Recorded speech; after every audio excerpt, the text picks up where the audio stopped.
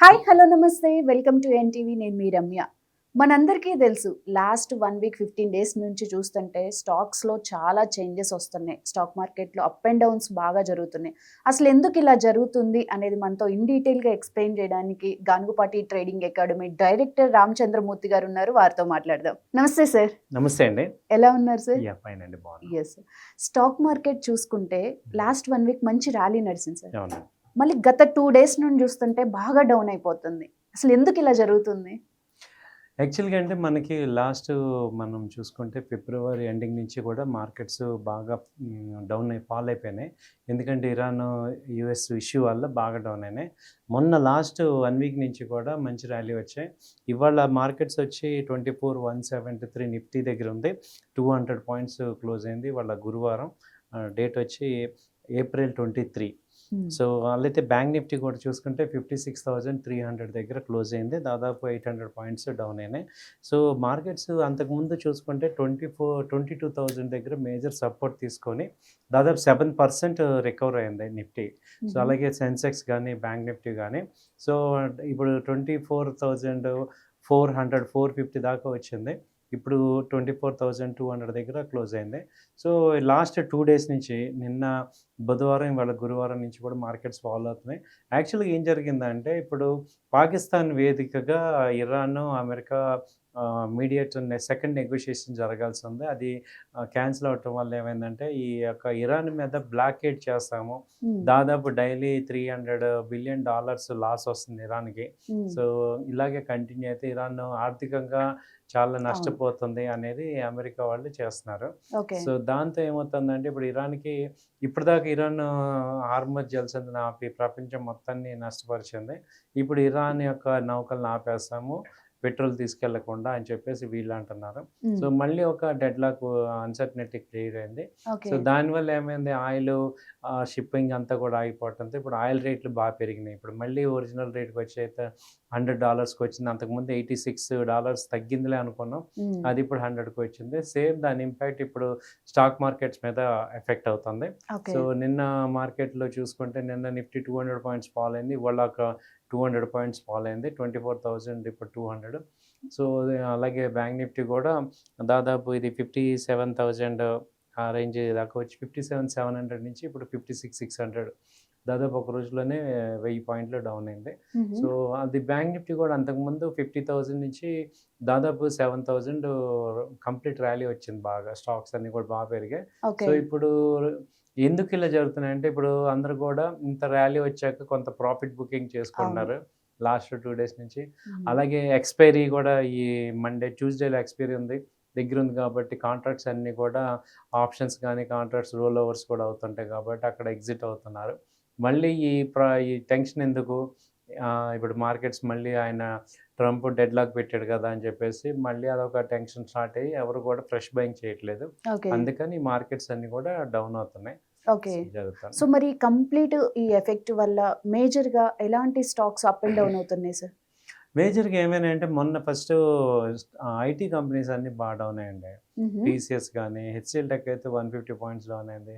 Persistence ఇవి పెరిగి down అయినాయి. యాక్చువల్గా అంతకుముందు లో నుంచి బాగా పైకి వచ్చి ఇంకా ర్యాలీ వచ్చింది అనుకుంటే మళ్ళీ తగ్గాయి అనమాట. పర్సిస్టెన్స్ కూడా 4,000 నుంచి 5,500కి వచ్చి ఇప్పుడు 5,000 దగ్గరకు వచ్చింది. సో వల్ల ఎంఫసిస్ అని ఇన్ఫోసిస్, హెచ్సిఎల్ టెక్ ఇవన్నీ కూడా బాగా డౌన్ అయినాయి. అలాగే ఇవాళ బాగా పెరిగింది ఏంటంటే ఫార్మా. గత లాస్ట్ 1 వీక్ నుంచి కూడా ర్యాలీలో లేదా, అది ఫార్మా వాళ్ళు బాగా పెరిగినాయి. అన్ని సెక్టర్ ఫార్మా అన్ని కంపెనీస్. రెడ్డిస్ అయితే 100 పాయింట్స్ పెరిగింది. తర్వాత ఈ గ్లెన్మార్క్, తర్వాత లూపిన్, డివిస్ అన్ని బాగా పెరిగాయి ఫార్మా.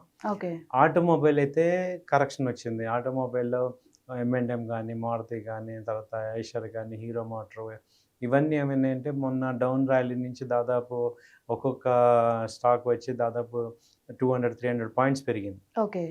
అవన్నీ ఇప్పుడు మళ్ళీ కొంచెం 50 పాయింట్స్ 100 పాయింట్స్ తగ్గుతున్నాయి. సో అలాగే డిఫెన్స్ స్టాక్స్ కూడా బాగా పెరిగాయి లాస్ట్ టైం. సో అవి కూడా ఇప్పుడు ఏంటంటే ఆ సెక్టర్ కూడా కొంచెం ప్రాఫిట్ బుకింగ్ లాగా అవుతుంది. సో ఈ మేజర్గా బ్యాంకింగ్ స్టాక్స్ బాగా పెరిగాయి, అవి కొంచెం కరెక్షన్ వస్తున్నాయి. ఓకే. సో ఇక్కడ ఏంటంటే లాస్ట్ వీక్ బాగా పెరిగిన స్టాక్స్ కొంచెం కరెక్షన్ అవుతున్నాయి. పెరగనివేమో ఇప్పుడు పెరుగుతున్నాయి. ఫార్మా సెట్ స్టాక్స్ అవుతుంది. బాగా ఓకే. పెరుగుతున్నాయి. Offset okay. అవుతుంది. యెస్. సో, అన్నీ నార్మల్‌గా ఉన్న టైంలో స్టాక్స్ ఇన్వెస్ట్ చేయడం అనేది చాలా ఈజీ సార్. ఆ కంపెనీస్‌ని సెలెక్ట్ చేసుకోవడం కూడా ఈజీ. అవునండి. బట్ ఇప్పుడు ఇలాంటి క్రూషియల్ టైంలో కంపెనీస్‌ని చాలా క్లియర్‌గా అవునండి. ఆలోచించి సెలెక్ట్ చేసుకోవాలి. మరి ఇలాంటి టైంలో ఏ స్టాక్స్‌లో ఇన్వెస్ట్ చేస్తే బెటర్ అంటారు? ఇలాంటి టైంలో ఏంటంటే కొంచెం best stocks, mid cap stocks కొంచెం బాగా గ్రో అవుతున్నాయండి. సో హుహు. ఇప్పుడు మామూలుగా చాలామంది ఇన్వెస్టర్స్ అడుగుతున్నారు మిడ్ క్యాప్‌లో ఏదన్నా లాంగ్ టర్మ్ పాయింట్ ఆఫ్ వ్యూలో ఒక 6 మంత్స్, 1 ఇయర్ పాయింట్ ఆఫ్ వ్యూలో ఏదన్నా మంచి కంపెనీస్ ఏంటంటే, ఫస్ట్ ఏంటంటే నాగార్జున కన్‌స్ట్రక్షన్ ఒకటి కనపడుతుంది ఎన్‌సీసీ. హుహు. అది దాదాపు 150, 160 ఆ రేంజ్‌లో ఉంది. అది 200, 250 రేంజ్ దాకా వెళ్ళే అవకాశాలున్నాయి. So okay. అదొకటి బానే ఉంది నాగార్జున కన్‌స్ట్రక్షన్ మిడ్ క్యాప్‌లో. తర్వాత ఏంటంటే ఈ మిడ్ క్యాప్‌లో ఇంకొక మేజర్ కంపెనీ తీసుకుంటే ఈ టాటా స్టీల్ ఒకటి బాగా పెరిగే స్టీల్ ఇండస్ట్రీ బాగా పెరుగుతుంది. 200, 250 దాకా ఛాన్సెస్ కనపడుతున్నాయి. ఓకే.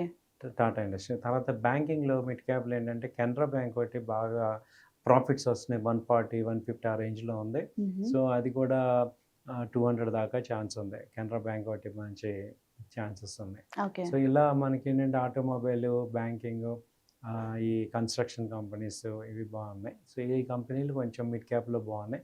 లార్జ్ క్యాప్‌లో కొంచెం లార్జ్ క్యాప్ తీసుకుంటే మనకి చూసుకుంటే ఏమొస్తుందంటే డాక్టర్ రెడ్డి కొంచెం బాగా బ్రేకౌట్ వచ్చింది. 1300 అది. హుహు. సో అది 1500 దాకా ఛాన్స్ కనపడుతుంది. ఓకే. సో అలాగే ట్రెడిషనల్ రెగ్యులర్‌గా మనకి బీఎస్సీ, ఎన్ఎస్సీ, బీఎస్సీను, ఎంసీఎక్స్ బాగా మూవ్‌మెంట్ వస్తున్నాయి. అంటే అది ఒక డైలీ ట్రేడింగ్ లాగా చేసుకోవచ్చు. బీఎస్సీను, ఎంసీఎక్స్ రెగ్యులర్‌గా మూవ్‌మెంట్ వస్తున్నాయి. So okay. ఇలా వీటిల్లో ఇన్వెస్ట్ చేసుకుంటే మంచి గ్రోత్ కనపడుతుంది. సో, మరి ఇప్పుడు వరకు మనము లాస్ట్ వీక్ జరిగింది, ఇప్పుడు గురించి మాట్లాడుకున్నాం. మరి నెక్స్ట్ వీక్ ఎలా ఉండబోతుంది సార్? నెక్స్ట్ వీక్ అయితే కనపడుతుంది ఏంటంటే కొంత కరెక్షన్ అయితే ఇంకా ఉంది. హుహు. ఎందుకంటే క్రూడ్ మళ్ళీ 100కి వెళ్ళింది. ఓహ్! సో అక్కడ వాళ్ళేమంటున్నారంటే సీజ్ ఫైర్ అయితే ఉంది కానీ చర్చలయితే లేవు. హుహు. సో వాళ్ళతో రావాలి. వాళ్ళు యురేనియం మొత్తం అప్పచెప్పమంటాడు. సో ఇవన్నీ కూడా టైం పట్టేటట్టుంది. సో ఏదైనా మళ్ళీ ఆహ్, స్టా ఎక్కడ కూడా పీస్‌ఫుల్‌గా ఏం కనపడలేదు. మళ్ళీ అదే మెయింటైన్ అవుతుంది. కాన్‌ఫ్లిక్ట్సే అవుతున్నట్టున్నాయి. కాబట్టి కొంత కరెక్షన్ తీసుకొని నిఫ్టీ అయితే ఇంకో 200 నుంచి 300 పాయింట్స్ డౌన్ అయ్యే ఛాన్స్ కనపడుతుంది. ఎందుకంటే బాగా ర్యాలీ వచ్చింది కాబట్టి న్యాచురల్‌గానే కొంత కరెక్షన్ అయితే కనపడుతుంది. మళ్ళీ అయితే ఓవరాల్‌గా పాజిటివ్ ఉంది. So okay.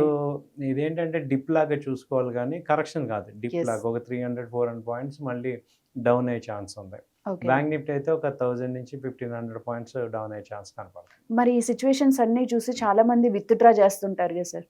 వాళ్ళకేం చెప్తారు? విత్‌డ్రా కాదండి. మీరు ఇన్వెస్టర్స్ ఏంటంటే మీరు ఇక్కడ 2 రకాల పీపుల్ క్లియర్‌గా ఉండాలి. ఇప్పుడు నేను ఇన్వెస్టర్ అనుకోండి. నాకిది హ్మ్. Advantage time. ఓకే. సో నేను లాంగ్ టర్మ్ చూసుకుంటాను. 6 మంత్స్, 1 ఇయర్ చూసుకుంటాను. ఈ అప్ అండ్ డౌన్ నాకు ఏదైనా డబ్బులుంటే యాడ్ చేసుకుంటాం. ఓకే. సో ట్రేడర్ అనుకోండి. మీకు ట్రేడర్‌కి చెప్పేదేంటంటే ఇప్పుడు నేను మాట్లాడేదంతా ట్రేడర్ పాయింట్ ఆఫ్ వ్యూలో. హ్మ్. షార్ట్ సెల్లింగ్ చేసుకుంటాం. స్టాప్ లాస్ పెట్టుకుంటాం. హ్మ్. అలాగే లాంగ్‌లో ఉంటే లాంగ్ బై చేసుకుంటాం. సో షార్ట్ టర్మ్ కాబట్టి మీకు ట్రేడర్‌కి టార్గెట్ టు స్టాప్ లాస్ ఉంటది. రిస్క్ రివార్డ్ ఉంటది కాబట్టి హ్మ్. ఓకే. ఇటైనా ఎంత, ఇప్పుడు లాస్ అయితే ఎంత, ప్రాఫిట్ అయితే ఎంత, దానికి తగ్గట్టుగా వాళ్ళు మైండ్ సెట్ మార్చుకుంటాం. రైట్. సో ట్రేడర్‌కి ఏంటంటే స్టాప్ లాస్ టార్గెట్. హ్మ్. ఇన్వెస్టర్‌కి ఏంటంటే ఇన్వెస్ట్ చేయటం, హోల్డ్ చేయటం. హ్మ్. కాబట్టి ఎక్కడ కన్‌ఫ్యూజన్ లేదు. ఇప్పుడు మీడియా కన్‌ఫ్యూజ్ చేస్తున్నారు కానీ మీరెక్కడ కన్‌ఫ్యూజ్ అవ్వాల్సిన అవసరం లేదు. ఉండేది మనం ఏంటంటే ఇన్వెస్ట్‌మెంటా లేకపోతే షార్ట్ టర్మ్ ట్రేడింగా. Okay. So short term trading వాళ్ళకి 100% ఏంటంటే స్టాప్ లాసే టార్గెట్. హ్మ్. అంటే రిస్క్ ఎంత, రివార్డ్ ఎంత అది పెట్టుకోవాలి బాగా. హ్మ్. సో వాళ్ళు ఇన్వెస్టర్ లాగా అవ్వకూడదు. ఇన్వెస్టర్‌కి ఏంటంటే ఈ డైలీ అప్ అండ్ డౌన్ వీళ్ళకి సంబంధం లేదు. మీకు ఒక యెస్. 2 ఇయర్స్, 3 ఇయర్స్ ఆర్జన్‌లో చూసుకోవటమే. హోల్డ్ చేసుకొని పెట్టుకోవడం. పెట్టుకోవటమే. Yes. Right. Thank you sir. Thank you అండి.